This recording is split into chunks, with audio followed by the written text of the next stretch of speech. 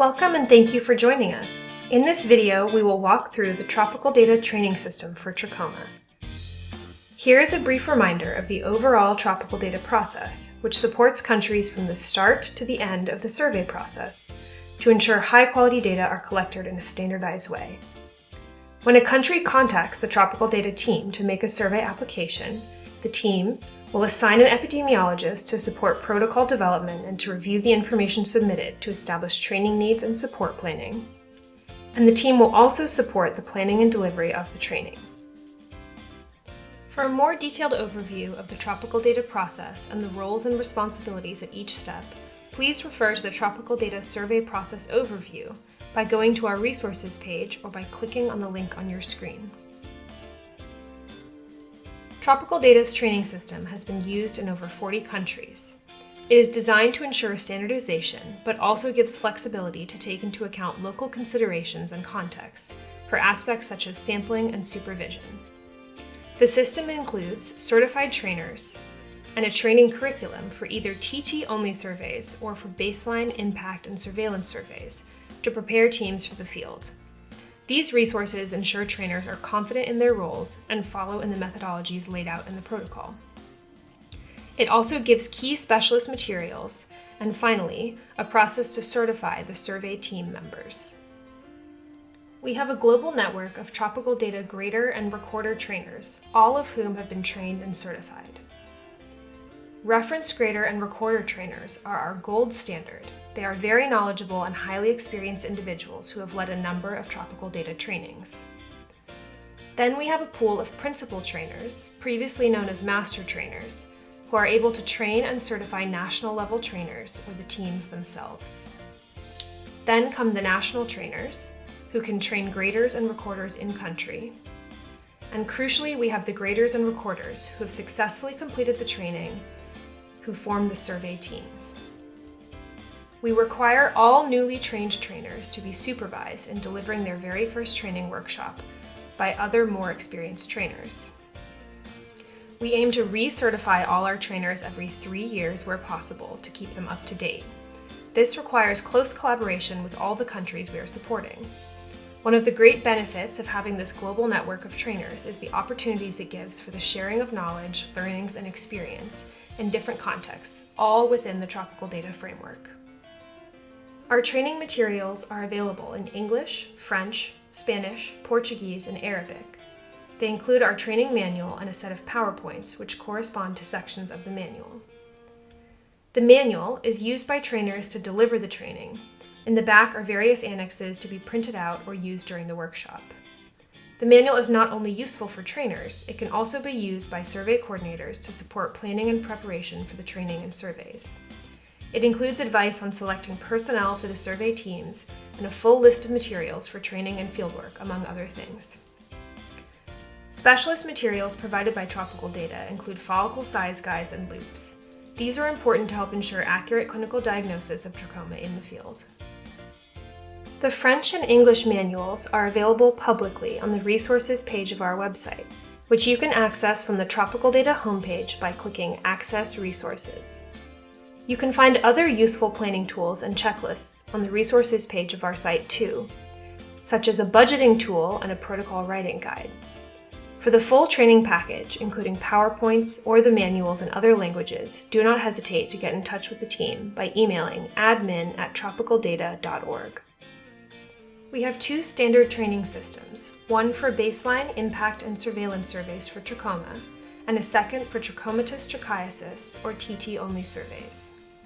3 different types of trainings exist. For new teams, a full training covering all aspects of the training manual in depth is conducted. For baseline, impact, and surveillance surveys, this takes 5 days, and for TT-only surveys, 3 days. For existing teams, refresher training is offered, adapted to specific needs of the teams and taking into account how long it has been since they were last in the field. For training of trainers, in addition to confirming familiarity and competence with the Tropical Data survey methods, the focus is on training practices to impart this knowledge to others. Once training type has been determined, Tropical Data works with countries to confirm the training agenda. Our standard training for baseline impact and surveillance surveys for new teams or those that need a full retraining is outlined here. The full training agendas for both survey types can be found in the relevant training manuals on our resources page. The main component of the training is focused on accurately grading trachoma and recording diagnosis, as well as survey methodology. Both training types involve role-specific training and certification, as well as team training and practice. The team training involves learning about topics including sampling, gaining consent, and supervision. Time is given at the end for final planning and logistics before going to the field. As shown, there are both classroom and field elements to be planned for on different days. As mentioned, a main component of the training is focused on accurately grading trachoma and recording the diagnosis. For baseline impact and surveillance surveys, there is a specific testing element for both graders and recorders. Graders take 2 inter-grader agreement, or IGA tests. For the first IGA, they grade 50 photos in the classroom and need to get an agreement score of at least 0.7 out of 1 to continue. The second IGA takes place in the field, where the grader trainee grades the same 50 children as the trainer, and again needs an agreement score of at least 0.7 to complete the remainder of the training. It is recommended that 5 to 35 of the 50 children have trachomatous inflammation follicular. Recorders are tested in the classroom using phones collecting data on example households to simulate what they might experience in the field. They must complete a recorder reliability test to pass the training. For TT only, given the scarcity of actual TT cases, the certification process involves an Observed Structured Clinical Examination, or OSCE, to observe and assess the candidate's examination and communication skills. Often for TT-only surveys, one individual does both grading and data recording, so the individual must also sit a recorder exam to demonstrate they can accurately use the phone too. When you register on our website to start a new project, we will ask you to complete a project planning form, which helps us gather some of the basic information we need to establish your needs and enable planning discussions. For each project, we look at the country requirements, capacity, and previous experience to establish the most appropriate training type, considering whether new or existing teams are being used. If existing teams, we determine when they were last in the field to decide how long a refresher is required, or if a full retraining is necessary. If training new teams, then a full 4 to 5 day training is planned. Where a country has a large number of surveys to complete and needs to train a very large number of teams, we can also help to organize training of trainers workshops to build national capacity to train teams going forward. To conduct the Field Intergrader Agreement for baseline impact and surveillance survey training, cases of trachomatous inflammation follicular are required. Between 5 to 35 of the children in each group of 50 taking part in the IGA should have trachomatous inflammation follicular, and so communities with sufficient cases must be identified ahead of time. If there are no cases, alternative options need to be considered, which can be discussed with the tropical data team. Another question is whether there are certified trainers available in country. If yes, then the tropical data team will work with the trainers to make the necessary preparations. If no, we will find appropriate trainers elsewhere and organize and fund their flights and visa costs to attend the training. This is one of the reasons why we need at least 6 weeks' notice on any planned activities. We typically ask countries to fund the local costs of hosting any international trainers, as they would do for national trainers. One of the things addressed in the project planning form is whether the country has the required specialist materials. We are able to provide and ship loops and follicle size guide stickers for graders to use during the training and for the surveys themselves. We can also send hard copies of the training manuals and 3D goggles, which are used in the classroom training for both training types. Tropical Data is able to provide Android smartphones. We try and support the purchase of these in-country where possible, and we can then reimburse their cost.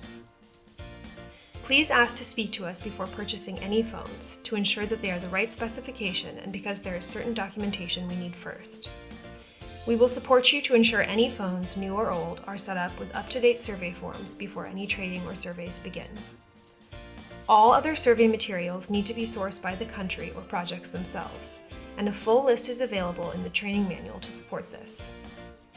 We strongly recommend that all proposed supervisors are Tropical Data certified, or at the very minimum, attend the full training to ensure a full understanding of the methodology and processes they will be supervising in the field. Our training package has relevant supervision materials for both trainees and supervisors, and we have both paper-based and electronic supervision checklists that are available for supervisors to use to help with the planning. Another important activity is sensitization. Coordinators need to ensure that sensitization activities are done in areas selected for fieldwork during the training, as well as for all survey areas, to ensure acceptance of the fieldwork and the teams. During the surveys themselves, sensitization in advance of the team's arrival will help speed up introductions and the obtaining of consent at the community level. It also means household members are more likely to be at home, as they would have been informed about the survey team's arrival ahead of time. Thank you for taking the time to learn about our training processes and systems. If you would like more information, please visit our website at www.tropicaldata.org or contact us via email at admin@tropicaldata.org.